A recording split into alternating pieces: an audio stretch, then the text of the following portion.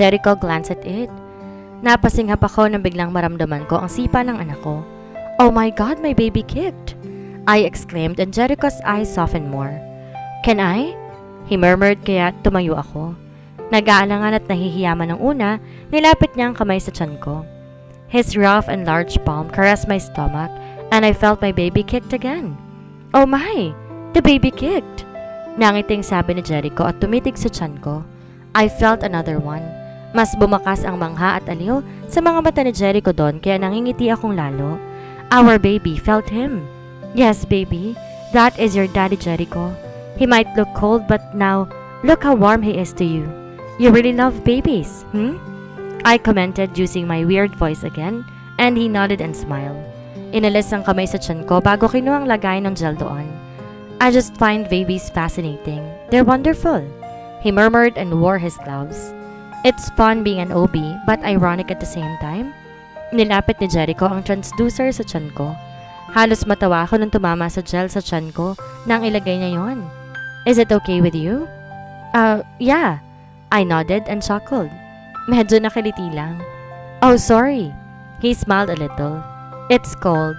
Just tell me if it would make you uncomfortable, I gotta start the ultrasound now. He explained a bit about the process. Nakikinig ako pero hindi ma-process ng utak ko dahil nakatutok ang mata ko sa mukha ni Jericho. What a handsome man. Anak, ang gwapo-gwapo ng dad mo. I bit my lip when it tickled. Napanguso siya at sumulyap sa akin kaya natawa ko. Ayos lang. Nakikiliti kasi ako sa gel. Kahit yung mga unang ultrasound ko, ganyan. He nodded and smiled a little. Muling may naalala ko kaya tinawag kong atensyon niya. Doc, is it okay if I ask you something? What is it? He glanced my way. Kasi sabi mo ang ironic na OB ka. I was just curious, why is it ironic? Napatigil siya sa paggala ng transducer sa tiyan ko. Napaisip saglit bago sumagot. Nothing, just I like checking up babies and hearing their heartbeats, but I couldn't even hear my child's. He answered. A lone expression etched on his black orbs. It stopped me. How? Well, I have a wife like I told you. She's in States and pregnant. Umawang ang labi ko. OMG, he knew? Suddenly, the sound of familiar heartbeats filled the room. Sumulyap sa akin si Jericho bago ngumiti. That is your child's heartbeat, Miss Makaire? He uttered and checked his device. It's normal? Lakasan ko pa. He looked excited as he clicked something on his device and the heartbeats became a bit louder than it was earlier. That was my baby's? I asked slowly and he nodded, smiling gently while staring at the monitor. Yes, music to the ears, right? You know, I wish to hear my baby's heartbeats. Francesca probably knows our baby's gender while I don't. I wonder if it's a boy or a girl. If it's a girl, she will probably look like her beautiful mother. He muttered heavenly. Naiiyak na ako doon. Gusto ko tanggalin na yung shades ko para hawiin ang luha ko pero ayokong makita niya ako. Hindi mo ba siya sinundan? Not really. He shook his head. But I am monitoring her every time. I am visiting once a week to just check on her. She won't see me anyway. How did you know I am pregnant? I never told him. Oh damn, you are an idiot, Francesca. Of course. He's a freaking OB gynecologist and you're acting like a spoiled brat before. But she will be home soon. I heard she's in her province right now with her parents. Sabi ni Jericho magsasabi siya kapag nakauwi na siya dito kaya inaantay ko na lang. You remind me of her, really? Just that she's not texting me until now. If ever she did, I will fetch her and we will check the baby together again. He consoled me with a smile. Are you okay with that setup? I asked. Your wife is pregnant and she's out of sight. She promised me she will take care of herself and her leaving is for her too. I want her to have peace of mind and relax. I've been stressing her for the longest time. He shrugged. It's okay, miss. Uuwi na rin naman sa akin ang asawa ko kapag ayos na siya. Dito lang naman ako para mag-antay. Silence filled us after that. Mukhang napansin ni Jericho ang katahimikan ko, kaya ngumiti na siya. Let's check the gender? He asked kaya tumango na ako at pinagmasdan siyang may gawin doon.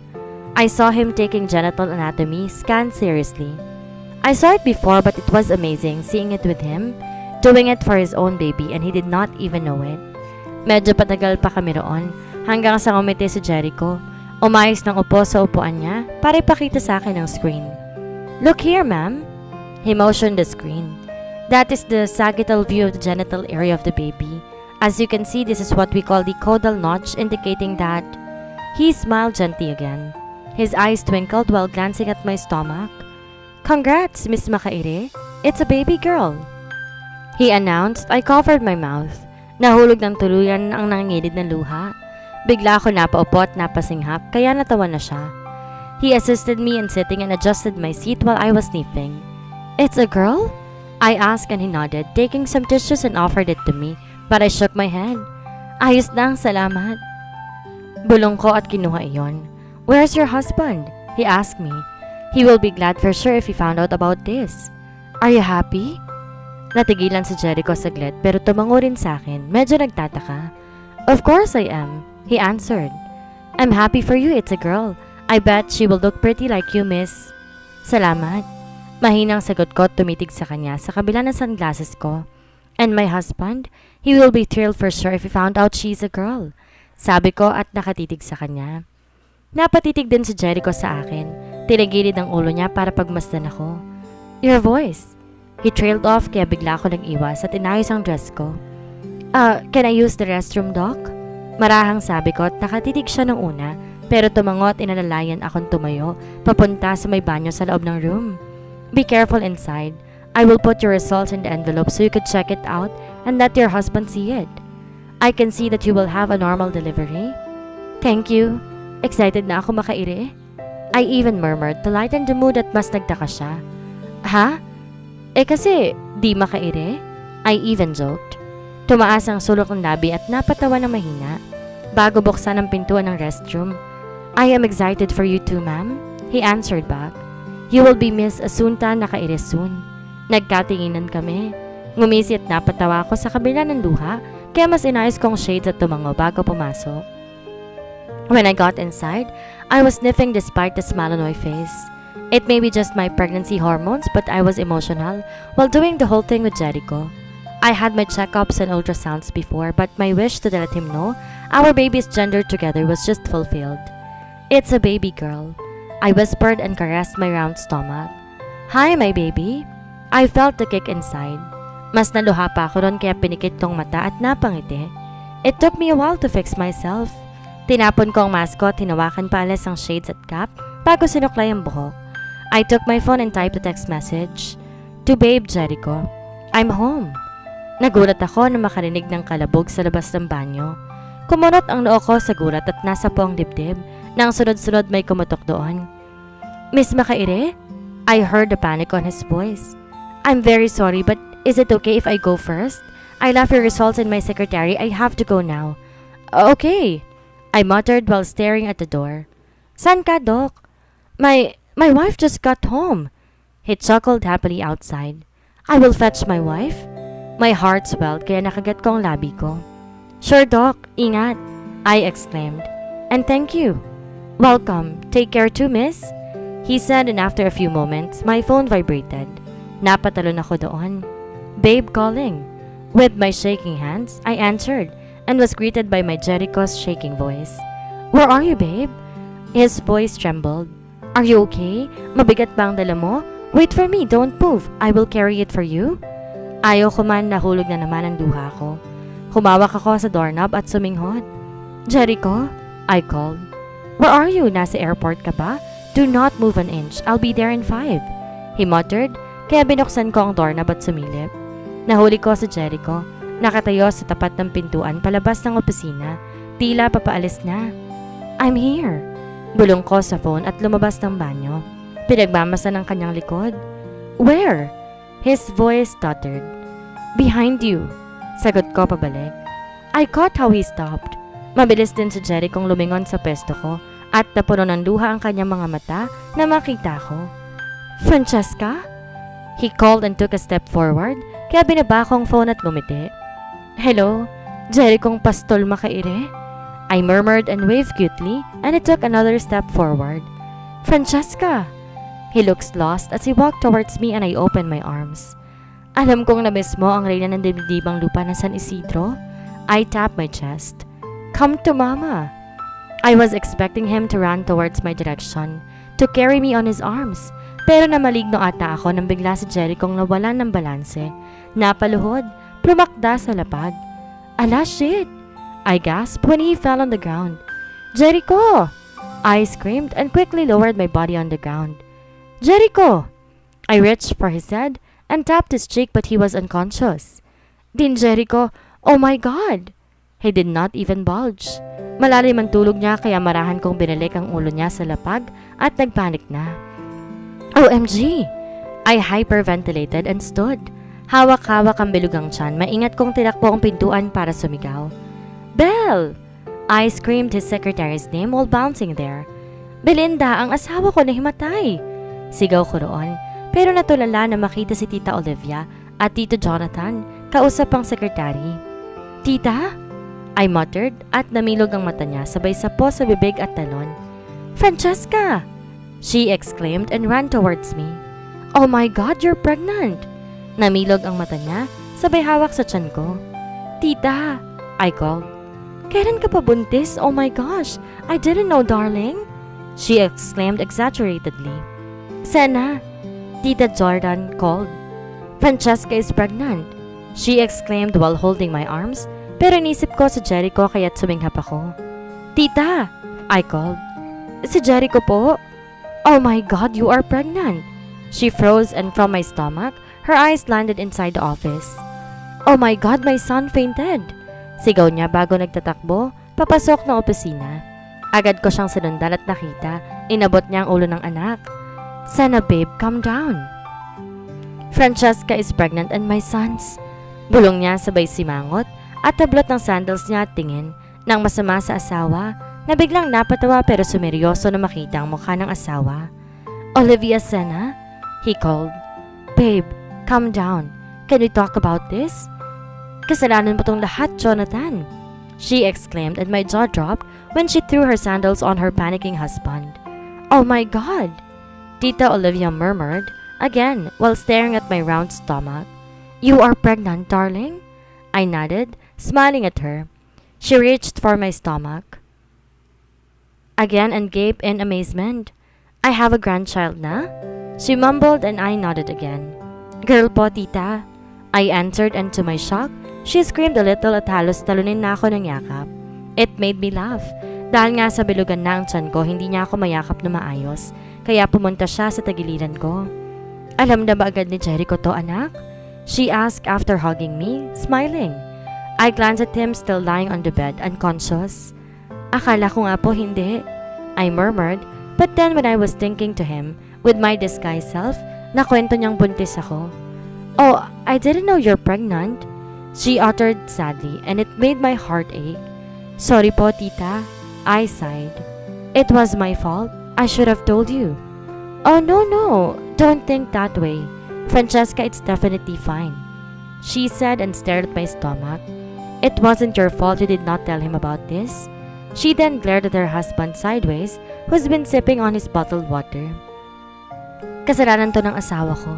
She murmured. Tito Jonathan choked on his water. Napatawa naman ako doon. What? Tito coughed more.